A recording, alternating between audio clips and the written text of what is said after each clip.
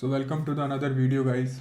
इस वीडियो में मुझसे काफ़ी लोगों ने कमेंट्स में पूछा कि एक्चुअल में पीएचडी जब बाहर से या अब्रॉड से कहीं भी पीएचडी करते हैं तो अपने को खुद को कितनी कॉस्ट आती है पीएचडी की, या फिर आपको जैसे इंडिया से एकदम से खुद को रीलोकेट करना हो किसी और देश में तो कितनी कॉस्ट आती है, प्लस फिर पीएचडी में आपकी अर्निंग कितनी होती है, या फिर अल्टीमेट क्वेश्चन ये बनता है कि क्या पीएचडी करना वर्थ है या नहीं है, और इसमें आपको खुद के साइड से कितने पैसे डालने पड़ते हैं। इवन कि मैं सरप्राइज हो गया जब मैंने देखा कि लोगों ने मुझसे ये पूछा कि पीएचडी में मेरा कितना खर्चा होगा थ्रू आउट 4 साल, है ना, मुझे अपनी साइड से कितने पैसे देने होंगे, ऐसे सवाल थे। तो इस वीडियो में मैं उन सब चीज़ों को क्लियर करूँगा। मैं स्टार्ट करना ही चाहता हूँ कि एक्चुअल में क्या होता है कि जब पीएचडी में आपका कहीं सिलेक्शन होता है टुवार्ड्स अब्रॉड, तो सभी तरह की पीएचडी में क्या है कि कुछ ना कुछ सैलरी या स्टाइपेंड रहता है। जैसे कि अगर इंडिया है तो इंडिया और यूएसए में ये होता है स्टाइपेंड, और इंडिया में नॉन टैक्सेबल होता है, अमेरिका में आपको टैक्स भी देना पड़ता है, और यूरोप में होती है ये सैलरी, जहाँ पर भी ये टैक्सेबल होती है। तो अब ये देश टू देश क्या है कि वेरी करती है। जैसे इंडिया में फॉर एग्जांपल 40,000 40,000 पर मंथ के अराउंड होता है, और यूएसए में कुछ और होता है, अमेरिका मतलब अमेरिका का हो गया, और यूरोप का कुछ और होती है। यूरोप में अलग अलग देशों में अलग अलग होती है, जैसे जर्मनी में अलग होती है, स्विट्ज़रलैंड में अलग, फ्रांस में अलग। पर होता क्या है ना कि पीएचडी फेलोशिप या फिर पीएचडी स्टाइपेंड या सैलरी जो भी है वो डिज़ाइन की जाती है हमेशा ये चीज़ ध्यान में रखकर कि क्योंकि जब आप पीएचडी कर रहे होते हो तो आप मास्टर्स कर चुके होते हो, तो ऑलरेडी आपकी एज जो होती है वो 23 24, जैसे मैं जब पीएचडी में आया था तो 23 मेरी एज थी उस समय। तो 23 में जब इंसान होता है तो उसको मतलब बेसिकली एक फाइनेंशियल सपोर्ट चाहिए होता है खुद का। तो उसको ध्यान में रखते हुए ही क्या है कि पीएचडी में इतने पैसे दिए जाते हैं हर जगह कि आप उस जगह के हिसाब से कॉस्ट ऑफ लिविंग आराम से मैनेज कर सको, प्लस अपनी हल्की फुल्की सेविंग भी कर पाओगे आप। और इसके अलावा सेविंग्स जो होती है वो हमेशा सब्जेक्टिव होती है, मतलब आपकी खुद की लाइफ स्टाइल पे डिपेंड करता है कि कितनी सेविंग्स आप कर सकते हो। फॉर एग्जांपल अपन अगर इंडिया का एग्जांपल ले ले तो इंडिया में 40,000 फेलोशिप होती है, 40,000 पर मंथ पीएचडी की, जो कि 5 साल के लिए दी जाती है। और उसको लेने के डिफरेंट तरीके होते हैं, आपको नेट जेआरएफ से ले सकते हो, या फिर अगर आप इंडियन इंस्टीट्यूट से पीएचडी करोगे तो वो लोग भी फंड कर देते हैं, खुद की फंडेड सीट्स होती हैं उनकी। तो 40,000 पर मंथ जो है, अगर आप इंडिया में कॉस्ट ऑफ लिविंग निकाल लो, भाई अगर आप बड़े किसी शहर में रहते हो, मुंबई बेंगलोर जैसे, तो आपकी की कॉस्ट ऑफ सिटी काफ़ी ज़्यादा, मतलब कॉस्ट ऑफ लिविंग काफ़ी ज़्यादा आ सकती है। पर अगर आप नॉर्मल सिटीज़ में हो, या फिर जैसे मान लो आइसर कोलकाता जहाँ पर है, या फिर जयपुर जैसा सिटी भी हो गया, दिल्ली हो गया, है ना, या और कोई सिटी हो गया, यूपी में रह रहे हो आप, या एमपी में रह रहे हो, पंजाब में रह रहे हो, तो आपकी जो नॉर्मल कॉस्ट ऑफ लिविंग है वो होती है मतलब 10 से 15 हज़ार, 20 हज़ार मान लो मैक्सिमम। तो 40 में से अगर आप 20 भी निकाल ही लोगे पर मंथ, तो उसके बाद भी क्या है कि आप 20 बचा सकते हो इंडिया में। तो वो भी एक डिसेंट सोर्स ऑफ इनकम है कंसिडरिंग इंडिया का एक्सपेंस के हिसाब से, और उसमें आप फिर कुछ सेव भी कर सकते हो अपने हिसाब से। प्लस मैं मेरे कई ऐसे दोस्तों को भी जानता हूँ जिनका जो मतलब राइट आफ्टर मास्टर्स जो पैकेज है वो भी लगभग उनको उतनी ही सैलरी देता है, 40,000 50,000 के अराउंड। तो वो उसमें रह सकते हैं इंडिया में, कोई इतना डिफिकल्ट नहीं है। अब आते हैं सिमिलरली यूएसए और यूरोप में भी ये यूनिवर्सिटी के अकॉर्डिंग होती है। तो कुछ कुछ कॉलेज में जो होता है मतलब ये ऑलमोस्ट इक्वल होती है एक्सपेंस के साथ, तो आप ज़्यादा सेव नहीं कर पाओगे।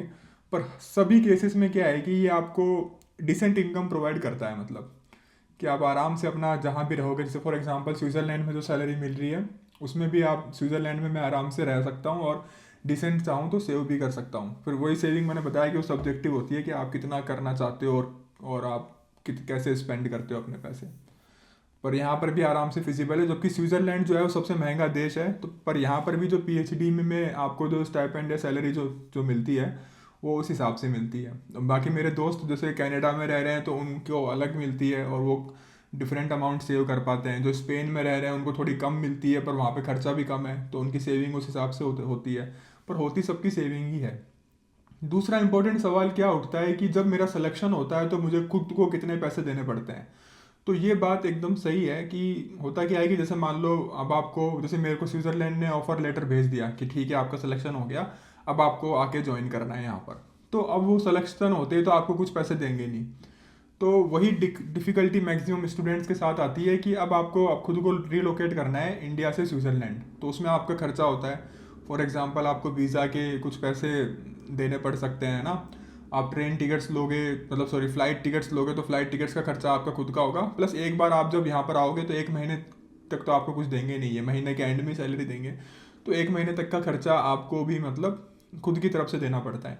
तो वो एक अमाउंट होता है जो कि आपको खुद की तरफ से एक बार स्टार्टिंग में देना पड़ता है, पर आपकी फर्स्ट मंथ की सैलरी आते ही वो आप बैलेंस कर सकते हो इजीली। फॉर एग्जांपल स्विट्ज़रलैंड के केस में, मेरे केस में वो अमाउंट लगभग 1 से 2 लाख के अराउंड अमाउंट था, जो कि मुझे पर्सनली खुद के मतलब आराम से रहने के लिए 1 महीने में टिकट्स और नॉल के लिए मुझे इनिशियली ज़रूरत पड़ी थी। तो ऐसा होता है। और स्टूडेंट्स इस केस में कई कई स्टूडेंट्स जो है मतलब छोटे लोन वगैरह भी मिल जाते हैं उनको, तो आराम से मैनेज हो जाता है, सब टीचर से सपोर्ट मिल जाता है कहीं से, और अपनी सेविंग्स में से भी मिल जाता है। तो मेरे केस में मेरे खुद की सेविंग्स वगैरह थी, तो कोई प्रॉब्लम उसकी उस टाइम आती नहीं है।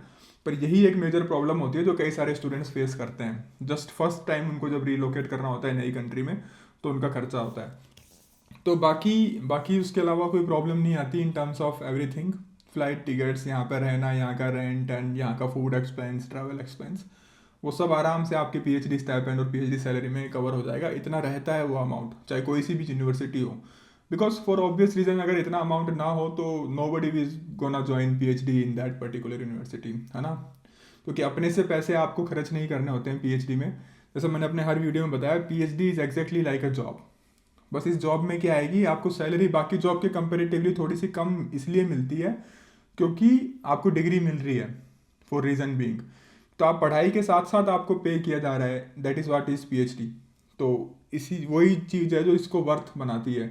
फॉर एग्जांपल जैसे इंडिया में अब आप नॉर्मल किसी जॉब में स्टार्ट करो तो आपको 70-80 हज़ार सैलरी मिलना शुरू हो सकती है। अगर आप डिसेंट जॉब में जाते हो तो 60 हज़ार से स्टार्ट हो जाती है। तो इंडिया पीएचडी में आपको 40 दे रहे हैं वो, पर साथ में आपको डिग्री भी दे रहे हैं ना, तो इसके साथ बैलेंस हो जाती है वो, पढ़ाई और उसके साथ दोनों मिलके होता है। स्विट्ज़रलैंड में भी सेम है, हर देश में ये चीज़ सेम है। तो यही था एक brief idea about the expenses involve in PhD. और अगर कुछ आपको स्पेसिफिक सवाल मुझसे पूछना हो तो feel free to write in the comment section. और किसी स्पेसिफिक टॉपिक पर अगर आपको जानकारी लेनी हो, वीडियो चाहते हो, तो feel free to write that as well. And it feel so good जबकि आप मतलब कमेंट में मैं पढ़ता हूँ कि आप इस पर वीडियो बनाओ या इस चीज़ पर वीडियो बनाओ, तो मुझे क्या है कि उससे इंटरेस्ट पता चलता है कि भाई लोगों को क्या क्या मिसकंसेप्शन है। फॉर एग्जांपल जैसे मैंने बताया कि मुझे बहुत शौक लगा पढ़ के जब मैंने कमेंट पढ़ा कि पीएचडी में कितना खर्चा होता है, तो उसका आंसर है ज़ीरो। क्योंकि पीएचडी में आपका कोई खर्चा नहीं होता, आप बल्कि अर्न करते हो अपने पैसे ना, तो आपको कोई देना नहीं होता। कई लोगों के कंसर्न रहते हैं कि भाई हम जिस फैमिली से हैं हमको राइट आफ्टर मास्टर्स जो है जॉब करना इंपॉर्टेंट है, और अगर हम पीएचडी में जाए तो क्या राइट आफ्टर मास्टर्स अपनी फैमिली को सपोर्ट कर सकते हैं कि नहीं कर सकते। तो ये काफ़ी वैलिड सवाल है मेरे ओपिनियन में, और काफ़ी अच्छा है कि आप लोग ऐसा सोचते हो। तो डेफिनेटली ये डिपेंड करता है कि आप पीएचडी किस जगह से कर रहे हो ना। जैसे इंडिया में मैंने बताया तो 40 हज़ार है, तो 40 हज़ार में से अब आप अपना खर्चा निकाल के जो है फैमिली को कितना सपोर्ट कर सकते हो वो उस पर डिपेंड करता है। स्विट्ज़रलैंड का अलग है, जर्मनी का अलग है, फ्रांस का अलग है, कनाडा का अलग है। पर डेफिनेटली जैसे मेरे बाकी दोस्तों के टच में हूँ तो सब लोग कुछ ना कुछ पैसे अपने घर भेज पाते हैं, तो फैमिली को सपोर्ट कर पाते हैं, ऐसा कुछ प्रॉब्लम नहीं है इन दैट केस। तो feel free to pursue this, और see you in the next video. मिलते हैं अगले वीडियो में, तब तक के लिए थैंक्स फॉर वॉचिंग।